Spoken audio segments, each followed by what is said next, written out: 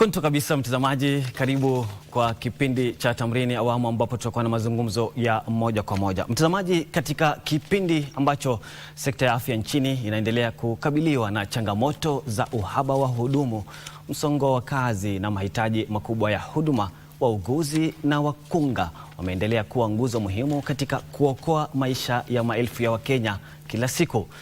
Leo dunia ikiadhimisha siku ya kimataifa ya wauguzi na wakunga, maswali yanaibuka kuhusu mazingira yao ya kazi, maslahi yao, pamoja na hatua zinazochukuliwa kuboresha taaluma hiyo muhimu. Kauli mbiu ya mwaka huu, Our Nurses, Our Future, Empowered Nurses Save Lives, inaangazia umuhimu wa kuwawezesha wauguzi ili kuimarisha mfumo wa afya nchini. Na katika studio zetu hii leo tutakuwa tukilidadafua maslahi ya wauguzi kwa kina, mada yetu ikiwa tukiangazia maslahi ya wauguzi, na kutusaidia kufafanua kwa kina ni Maureen Nzioka ambaye ni mweka hazina chama cha wauguzi, na kando yake ni Boaz Onchari ambaye ni katibu wa tawi la muungano wa kitaifa wa wauguzi hapa katika kaunti la Nairobi. Karibuni sana kwenye studio zetu. Naanza na wewe Bwana Boaz. Siku kama hii ama kuadhimisha siku hii ina umuhimu gani? Kwanza ningependa kushukuru kwa fursa hii ambayo umetupa sisi kama wauguzi, ili hasa kueleza nchi na ulimwengu kwa jumla umuhimu wa kwa nini tunasherehekea wauguzi. Kwa wiki moja ambayo imepita sasa tumekuwa tukihimiza ama kusherehekea siku ama wiki ya wauguzi duniani. Kisa na maana, kwanza tunamsherehekea yule ambaye alianzisha siku ya wauguzi ama kitengo cha wauguzi ama the current nursing, ambaye ni Florence Nightingale, ambaye alizaliwa tarehe 12 mwezi wa Mei. Kwanza kwa hivyo ilikuwa ni siku yake ya kumsherehekea kama birthday yake. Pili ni kuangalia ni yapi ambayo tunayafurahia ama kuyashabikia sisi kama wauguzi tangu uanzilishi wa kitengo hiki ambacho kinaitwa ni uuguzi ama taaluma ya uuguzi. Kwa hivyo hatua ambazo zimepigwa ni mingi, na ndiposa sisi kama wauguzi siku hii katengwa ili kujisherehekea. Ikiwa hakuna yule ambaye ataweza kutambua yale ambayo tunafanya, ni vizuri pia kujisherehekea na kujidhamini kwa yale ambayo unatenda, na kuweka mwafaka mezani, kuangalia ni yapi ambayo umepitia, ni yapi unastahili kufanya, ndiposa kuelekea mbele uwe na mwelekeo mwafaka.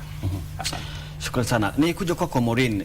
Unahisi tunaweza fanya nini kama taifa, ama tumepiga hatua gani kama taifa ili kuboresha taaluma hii ya wauguzi katika taifa letu? Mwanzo ningependa kusema shukrani kwa nafasi hii. Karibu sana. Na pia kwa katibu wetu mkuu kwa kutupa hii nafasi. Na kama shirika la KBC pia kuona ni siku, kutambua siku yetu, ama hii wiki yote imekuwa ni siku ya kujihisi kama shujaa wa wauguzi nchini kote. Kwa hivyo shukran. Serikali tuko na changamoto tofauti. Ya kwanza tumeweza kuhitimu, na ambao tunasikia kuna pengo kubwa bado serikali hajaweza kutimiza ama tuweze kutusongesha mbele, tufike pahali nchi inafaa kufika kama idara ya wauguzi kuweza kusonga mbele. Sisi tumeona kuna changamoto ya kuwa mwanzo tunapoendelea na masomo yetu, serikali inafaa kutupandisha cheo. Na hivi tunasema ni njia moja ya kuweza kutupa moyo wa kuweza kufanya kazi na kuweza kuangalia nchi kwa njia ambayo inafaa, ambapo ninapokuwa nimeangaliwa sitaweza kuangalia mtu mwingine kama bado mimi mwenyewe sijaweza kuwa sawa. Sasa ni himizo kwetu kama wauguzi kusema iangalie masuala ambayo sisi wauguzi tunahitaji iweze kutekelezwa. Ndio tunasema tangu ugatuzi wa serikali ulipokuja kumekuwa na manufaa kidogo, lakini tunahitaji pale pengo ile kubwa imebakia iweze kuichukulia. Naam, shukrani sana. Bwana Boaz, kauli mbiu ya mwaka huu ni Our Nurses, Our Future, Empowered Nurses Saves Lives. Ina ujumbe gani kwa Kenya na sekta ya afya kwa jumla na kwa wauguzi kwa jumla? Asante. Ama kweli hili ni jambo ambalo tumekuwa tukilitegea kwa muda tangu tuseme Kenya kujipatia uhuru wake, kwa sababu kuna ule msemo unaosema ya kwamba ikiwa wewe hauko kwenye meza, basi wewe ndio utakuwa ile menu ambayo inaongelewa kwenye meza. Naam. Ninapomaanisha ya kwamba kwa muda huu wote wauguzi wamekuwa ndio uti wa mgongo wa huduma za afya kule nyanjani na hata kimataifa. Bila muuguzi hatuwezi kusema tuna hospitali. Muuguzi ndiye anachukua muda mwingi sana kuwa na yule mgonjwa, na yeye ndiye anaweza kukueleza kuwa tunastahili kufanya hili na hili ili kuboresha afya ya yule ambaye amekuja kutafuta hizi huduma zetu. Kwa hivyo usipompatia nafasi muuguzi katika meza ya majadiliano na kutengeneza miafaka ama policies ambazo zina nia ya kuhakikisha kuwa huduma za afya zinaimarishwa, basi huyo muuguzi hatakuwa hana nafasi, ama hata kama amehitimu hana nafasi ya kutekeleza ule wajibu wake ambao amehitimu kufanya.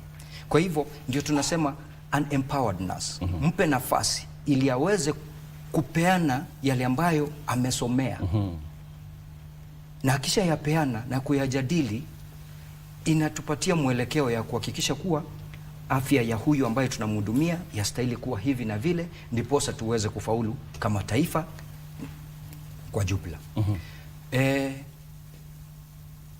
An empowered nurse saves life. Nikileta kwa muktadha wa ikiwa uko sawa katika mazingira yako ya kazi, mafikira yako yatakuwa sawa. Yale mambo mengi ambayo ungetaka kuyafikiria kuwa nimewacha mtoto wangu ambaye hajaenda shuleni kwa sababu sijaweza kulipwa pesa zangu kwa wakati ufaao, mahitaji yangu ya kikazi hayajatimizwa, yatakuwa umeyaweka kando, kwa sababu hayo yote yatakuwa yametimizwa, ndiposa akili yako yote iwe kazini, iwe kwa yule mgonjwa ambaye amekuja kutafuta huduma kwako, na uweze kumpatia zile huduma ambazo zinahitajika.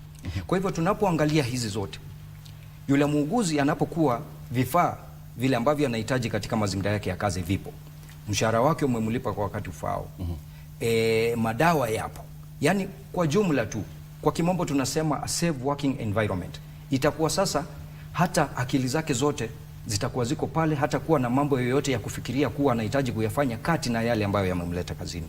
Na zaidi ya yote, huyo muuguzi ndiye link kati ya huduma za afya na jamii. Kwa kimombo unasema public health. A nurse is a link between the community and the health systems. Sisi ndio tunatengamana sana na hawa wananchi ambao wanakuja kutafuta hizi huduma kwetu. Kwa hivyo mbali na yale matibabu sio kuja tu kuangaliwa kuwa ninahisi viungo vyangu vya mwili viko hivi na hivi. Matibabu pia inahitaji hata lishe, na vile wanatangamana pale nyumbani, hata kumueleza tu kuwa haya maji unastahili kwanza uyachemshe ama ufanye nini ndiposa usije ukaadhirika ujipate hospitalini. Hiyo pia ni tiba. Tiba si lazima iwe ni dawa. Tiba inahitaji hata kuwasiliana na yule mtu, umueleze huenda shida yako ambayo inafanya kichwa kikauma sio tu kiungo kinauma, ama ni kwa sababu mawazo, unasongwa na mawazo ya kuna kule, na hivi ndivyo unastahili kufanya. Kwa hivyo ukipatia muuguzi hii nafasi ili aweze kuja na kujihisi kuwa nimepewa nafasi ya kufanya yale ambayo ninastahili kuyafanya, tutapata kuwa huduma zetu za afya zitakuwa zimeimarika, na hata tutajipata kuwa ule msongamano kuenda hospitalini kutafuta yale matibabu umepungua kwa kadri sana. Itapungua kwa kasi. Na uliongelea swala la ukisema kuwa bila muuguzi ama wauguzi hakuna hospitali. Nataka ni rejee kwako Maureen, upungufu wa wauguzi na wakunga, kwa sababu wiki hii sio tu wauguzi, pia tunasherehekea ama tunaadhimisha siku ya wakunga pia. Wauguzi na wakunga katika hospitali umaathiri vipi ubora wa huduma za afya hapa nchini? Asante tena. Ningependa kuchukulia hilo jambo na kuomba serikali iweze kuchukulia kwa hali ya muhimu. Nakosa lugha haswa ya kusisitiza umuhimu, kwa sababu tuna upungufu mkubwa sana, 100%. Utapata unaenda kwa hospitali fulani, utapata wahudumu wa afya ni watu wawili ama mtu mmoja ambaye unafaa ushughulikie wagonjwa zaidi ya 30. Lakini tukiangalia according to the WHO imepeana stakabadhi mwafaka ya kuweza kufanya kazi, kwa sababu pia kumbuka kukuwa na upungufu wa wafanyakazi wa wauguzi. Mimi pia ni mtu, pia mimi na familia zangu nina mambo tofauti nafaa kushughulikia. Pia pale ninapata hadhara ambazo muuguzi anazipata pale kazini. Kumbuka pale ni hospitali, unapatangamana na watu tofauti, magonjwa tofauti, ambapo pia mimi naweza kuadhirika. Kwa hivyo tunauliza, tukiweza kufanya serikali ikiajiri wauguzi wa kutosha, kazi itaweza kuwa iko sawa. Kila mtu ataweza kuhudumia Mkenya kwa njia ambayo inafaa, kwa wakati ambao unafaa. Kazi itaweza kuisha kwa watu wanafaa, na utapata haya magonjwa mengi yamepunguka. Unapokumbuka wakati ule kulikuwa na pandemic ya COVID, wauguzi waliweza kujitokeza kuokoa nchi. Sisi wauguzi tumefundishwa kuwa kazi yetu ni kwenda kuokoa. Kazi yetu ni kwenda kujitolea. Kazi ya uuguzi ni kazi ambayo ni ya kujitolea. Maanake tukisema tuiangalie tuweze kuifanya kulingana na tutapoteza maisha mingi ya watu wengi, ili hali serikali pia itapoteza. Kwa hivyo tunaambia serikali, angalia, kwa sababu tumekuwa tukilia na tukiteta tukisema tunataka watu tuweze kuajiri wauguzi wa kutosha.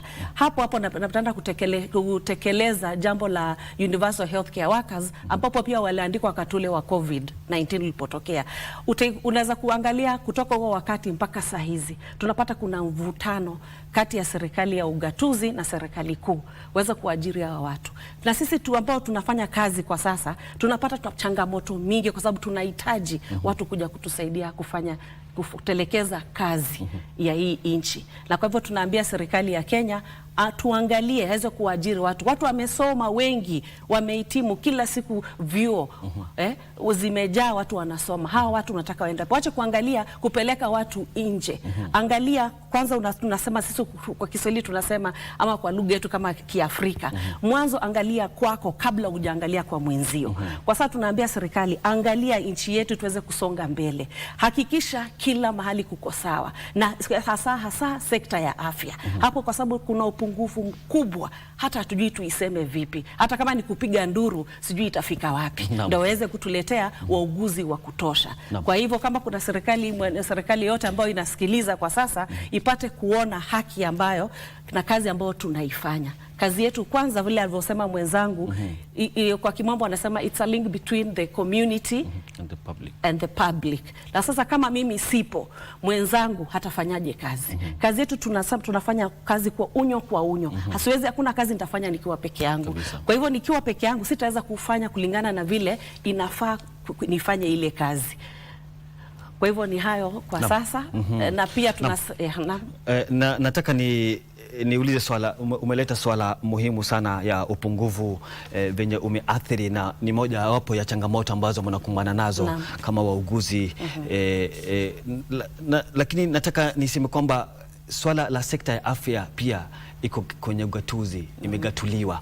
Je, serikali za counties zina jukumu gani ili kuboresha huduma za afya katika kaunti tofauti? Kwa sababu wao pia wanachangia pakubwa, na hivi punde tumeshuhudia kwamba kuna baadhi za kaunti ambapo wauguzi wameonekana kutoa ilani kwamba watakuwa na mgomo. Swala hilo tunaweza fanya nini ili tulisahau na tulitupe kwenye kaburi la sahau? Kwanza nashukuru sana kwa swali hilo, na ni kweli ugatuzi ulipoingia kuna yale manufaa ambayo sisi tulikuwa tunayangalia kuwa ikiwa kila kaunti itaweza kujisimamia na kupatiwa ule mgao wa kifedha, basi hizi huduma za afya zingefika kule mashinani, ambapo hata zile za dharura ambazo yule ambaye yuko huko nyanjani ingekuwa anakuja kuzitafuta katika kaunti ya Nairobi, anaweza zipata huko mashinani. Kule mashinani, Hayo ndio tulikuwa tunaangalia katika mfumo wetu kama wahudumu wa afya. Lakini tumekuja kupata ile dhana ya kwamba ikiwa nimekupatia nyumba yako na nimekuambia sasa wewe panga nyumba yako, kuna yule ambaye mipangilio yake hajaweka huduma za afya zikawa kuwa ni kipengele kinachostahili kuangaliwa kwa umakini sana, ama kupewa kupewa uzito kuliko kupewa kipaumbele na kuliko mambo mengine. Kwa hivyo utaangalia upate kwamba kuna zile counties ambazo magavana wamejaribu kutimiza yale malengo kulingana na zile huduma za afya, na kuna wengine ambao hawajadhamini hasa huduma za afya.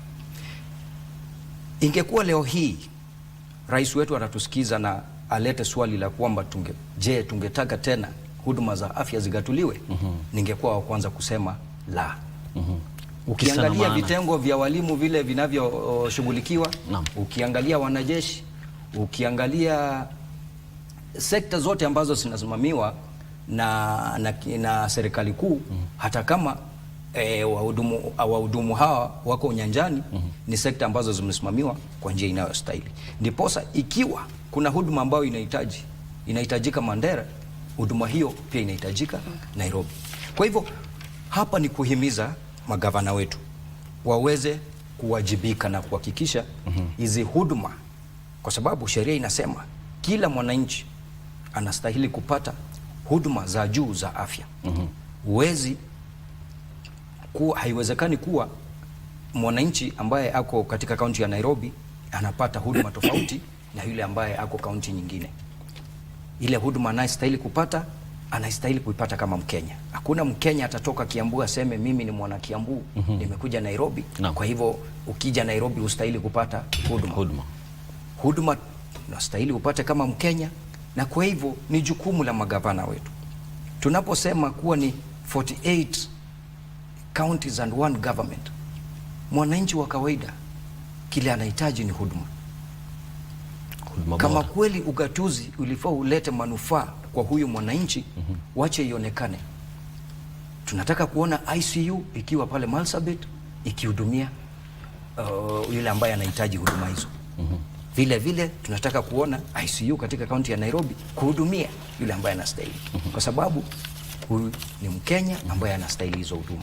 Na pia itapunguza ile gharama ya kusafiri. Itapunguza gharama pia. Naam. Nataka nilete swala hilo kwako Maureen. Unahisi serikali za kaunti imejumuika vipi kutatua ama kutwikwa jukumu hilo la kuboresha huduma za afya katika eneo la mashinani ama vitongoji?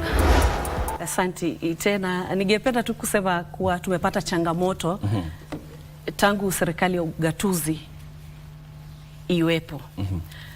Mojawapo tumepata kuona kuna upungufu mwingi kwa sekta ya afya kwa ugatuzi. Manake hawafuati zile sheria ambazo zimewekwa. Utapata wauguzi ambao wanafanya kwa hizi counties wana malalamishi mengi. Mwanzo hakuna promotions. Pili utapata afya wakao wenyewe wanaugua, kama vile niliposema hapo mwanzo. Pia sisi ni binadamu na pia huwa tunaugua. Pia tuna changamoto kama wale vile binadamu yoyote. Kabisa. Sasa utapata kuwa ile serikali ya ugatuzi haiangalii masuala ya wale watu wanafanya pale kwa serikali za ugatuzi. Maanake ya kusema utapata kuna kitu ambao wanaita SHA. Utapata ninahitajika mimi kama muuguzi niweze kupeana afya ama kutekeleza yale majukumu niliyasomea kwa yule mwananchi anayekuja mbele yangu, kwa sababu unajua mimi I'm the first person to be in contact. Tutaniruhusu pia nitumie kizungu kukutana na mgonjwa. Lakini mimi nikiugua, napoenda kutafuta haya matibabu siyapati. Mbona tunaona kuna changamoto na kuna tofauti hapa, ambapo tunasema serikali ya ugatuzi inafaa pia iangalie haya mambo kwa vile inavyofaa. Ya pili utapata kwa serikali ya ugatuzi ambao sitasema yeyote ile sitaitaja, lakini waweze kujiangalia hao wenyewe. Utapata hakuna vifaa vya kufanya kazi. Ninahitajika nifanye for example niweze let me say kuresuscitate mgonjwa. Wanahitaji vipi niweze kuokoa maisha ili hali vifaa viko, ili hali bajeti ilishawekwa, pesa zipo za kununua hizi vitu, lakini siwezi. Ndio kuna vitu naweza kujitolea na tumefanya kazi kwa kujitolea tuweze kuokoa maisha ya Wakenya. Lakini hizi tunauliza serikali yenyewe inafanya jukumu gani? Inajukumika vipi tuweze kuokoa nchi yetu iwe mahali pazuri? Ya tatu ninasema kuna kitu tunasema mazingira. Unajua pia ukosa vifaa, mazingira pia yanakuwa mabaya. Manake pia mimi nafaa mazingira yangu hapa nafanyia kazi pawe pazuri, pawe pasafi. pasikuwe na changamoto. Utapata saa zingine kuna vitu ambavyo tunapata kuziona pale hospitalini zinatupatia changamoto. Unashinda, for example, tatumia kitu nyepesi tu kidogo, lakini si kidogo vile watu wanavyosema. Kama gloves, kuvaa gloves. Utapata sina, lakini unakumbuka siwezi kuhudumia huyu mgonjwa nitoke na the same gloves niende kuhudumia mgonjwa mwingine. No. Unaelewa? Lakini sisi tunaona bajeti imefanywa, imepitishwa, lakini vifaa havifiki. Sasa inakuwa ni changamoto kweli ambao tunaona serikali inafaa ishughulikie. Huu mwezi wa 5 tunasema ni wakati wa tunaita mental health. Mimi nikipata ile changamoto, akili yangu haiwezi kuwa timamu. Maanake ninaumia napoona mgonjwa anaumia. Ninaumia, naadhirika. Kwa sababu mgonjwa yuko pale anaumia na sina uwezo wa kumsaidia, lakini ningekuwa na zile vifaa ningeweza kumsaidia. Ona, inaenda kama niko tortured nyumbani na kuwa na emotional stress pia. Unaelewa? Ambao pia nitaipeleka pale nyumbani kwangu ambapo hata sifai. Kwa hivyo tunauliza serikali yote iweze kuangalia haya majukumu. Utapata kwa ile mishahara tunakatwa, kuna zile remittances tunakatwa. Labda niko na loan nitakatwa. Sawa. Lakini unapata haifiki. Nimekatwa, hizi pesa hazifiki kwenye banki yangu ama kwa sako. Popote pale nimechukua. Haya, nimekatwa pesa za SHA. Hazifiki pale hospitali. Nikienda naambiwa haujaleta hizi pesa. Ili hali haiko kwa jukumu langu mimi kupeleka, ni serikali yenyewe inafaa ipeleke. Sasa hizo ni changamoto ambazo tunazipata. Zenye tunasema ndio tunaita kama ndo kuna muhimu wa kuita Nurses Week. Kwa sababu ni wakati wa kujiangalia mwenyewe. Tunaita kwa kimombo reflection. Tunaangalia sisi wenyewe kazi tumeifanya vipi, kufikia hapa tumefika, tumepata changamoto zipi, ni vipi tunaweza kufanya mambo yawe sawa. Unaona, lakini tumekuwa tukisema haya mambo miaka nenda miaka rudi. Lakini tunaambia serikali, tafadhali chukua jukumu. Hata rais naweza kumuongelesha kama naweza kutazama nimwambie, tafadhali bila afya hauna nchi. Utamuongoza nani? Naam. Yes. Nataka nitumie neno hilo ambao umetumia ya kusema kwamba vifaa muhimu vya hospitali haviko, mazingira yamekuwa magumu, yani hamna mazingira salama ya kufanya kazi katika maeneo ama kaunti tofauti. Nataka nikuje kwako Bwana Boaz. Swala la uwajibikaji ndio linapaswa kuangaziwa katika masuala kama haya, kwa sababu swala la marupurupu, vifaa muhimu havipatikani katika hospitali, mazingira magumu ama mazingira salama ya kufanya kazi haipo. Ni swala ambalo limerudiwa miaka nenda miaka rudi kama alivyosema Maureen. Nani anapaswa kuwajibika? Kuwajibika ni mwajiri. Unaponipa kazi na ukanieleza kuwa wewe umesoma na ukahitimu kufanya hii kazi, ni wajibu wangu kuhakikisha kuwa ile kazi nimeifanya. Lakini nitaifanya vipi ikiwa hakuna mazingira salama ambavyo ninavihitaji havipo? Sitakuwa nimetimiza ule wajibu wangu, ama kule kuapa ambapo niliapa ya kwamba nitatekeleza wajibu wangu. Ule wajibu wangu hautakuwa umekamilika ikiwa wewe kama mwajiri haujanipatia yale mazingira, ikiwemo vifaa vinavyohitaji, ikiwemo kuangalia maslahi yangu kama yule ambaye umenipa ile kazi nifanye. Ndiposa niwe nimekamilika upande wangu, uwe umekamilika upande wa kwako, iwe ni jukumu langu sasa kupeana zile huduma ambazo mimi umenipa niweze kuzitoa. Naam, nataka tulegeze kamba kidogo, na tumeona kuwa taifa letu la Kenya imeonekana kupoteza idadi kubwa ya wauguzi wanaohamia nchi za ng'ambo. Kisa na maana kwa Maureen? Shukran. Kisa na maana kwanza ni mishahara mipotovu, nitasema tu hivyo, kwa kukosa ama mishahara duni. Changamoto, tunaenda shuleni, unatoa hela kwa mifuko yako, unaenda unasoma, unaongeza masomo ili uweze kuhitimu zaidi, ndio uweze ufanya kazi vizuri, kuelewa vile unavyofanya hizi kazi vizuri. Unapata hata ukija serikali, sheria zipo, nikirudi wanafaa waniongeze mshahara ama wanipandishe cheo. Unaelewa? Sasa kwa kimombo tunasema lack of motivation. Umepata? Ya pili, utapata kwa nini watu wanahamia nje kando na mishahara duni, ni kuwa pia hata hizi mishahara wakati ule unafaa ufike unachelewa. Utapata mwezi huu tarehe 24 nitaenda kuipata labda mwezi huo mwingine, tuko mwezi wa 5, labda mshahara nitaenda kupata mwezi wa 6. Ule unafaa nilikuwa niupate mwezi wa 5. Hatuelewi shida uko wapi. Sasa unapata pia uko na mahitaji kama binadamu. Unaona, badala ya kushinda kila wakati tukivutana, si nitafute njia niende nje nikasaidie nchi ya nje ambapo wanaona sisi wauguzi tunafaa na ile kazi tunafanya ni muhimu. Sasa hizo ndo changamoto ambazo ziko pia, kama vile tunasema tu mazingira, mwajiri haangalii maslahi ya mimi muuguzi. Ndio unapata wauguzi wengi wanaenda nje. Pia serikali inapata kuona ni muhimu wapeleke wauguzi pia nje, waache nje Kenya ikiwa na pengo kubwa. Na nikiangalia mshahara wa Kenya na wa nje, heri wa nje kuliko huu wa Kenya. Sasa hii yote shida inatokea na serikali yenyewe, ambaye ndio mwajiri, anafaa aniangalie mimi. Hata wewe pale chumbani mwako usipopea mfanyakazi wako kazi, yani senti muhimu zile zinaweza kufanya atulie, atatafuta kwengine, ambapo kimombo tunasema ni greener pastures. Lakini kwa sababu kuzuia haya mambo ni serikali iajibike, ifanye vile inavyofaa, kusikue na kucheleshwa kwa mishahara mwanzo.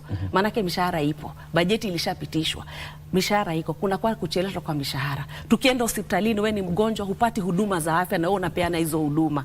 Unaelewa sasa? Hizi vitu zote zinafanya unaona wacha tu nitoke. Maanake pia ni uchungu kuona familia yako inateketea, na wewe pia ni muuguzi, watu wanakuita kule nyumbani daktari na uwezi wasaidia. Sasa itakuwa vipi mimi nikae siniende mbali niweze kuwasaidia nikiwa mbali? Sasa hizo ndo sababu moja za zile ambazo nafanya wauguzi wajihisi hawako nyumbani, wako ugenini ili hali wako kwao.